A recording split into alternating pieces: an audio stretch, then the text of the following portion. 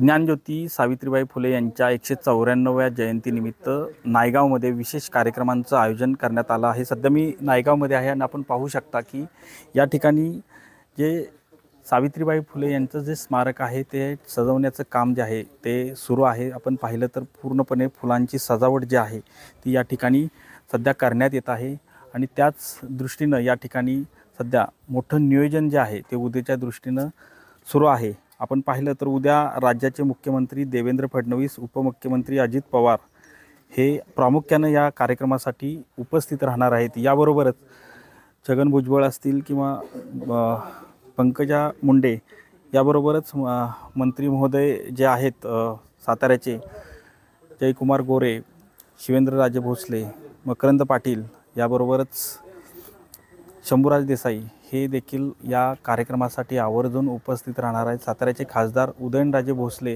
हे देखील या कार्यक्रमासाठी आवर्जून उपस्थित राहणार आहे। त्यामुळे मोठी जय्यत अशी तयारी जी आहे ती या आवर्जून नायगावमध्ये या ठिकाणी करण्याचं नियोजन जे आहे ते या ठिकाणी केलेलं आपल्याला एकूणच पाहायला मिळत आहे। त्यामुळे उद्या सकाळ 7 वाजल्यापासूनच या ठिकाणी कार्यक्रम जे आहेत ते मोठ्या प्रमाणात या ठिकाणी होणार आहेत आणि याच परिसरात सावित्रीबाई फुले यांना अभिवादन केलं जाणार आहे। कॅमेरामन आमिर शेखसह संतोष नारोडे, TV9 मराठी, नायगाव, सातारा।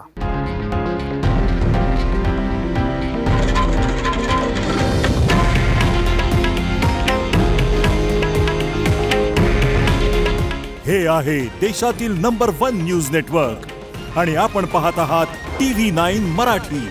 काळजी तुमची, हित महाराष्ट्राचं।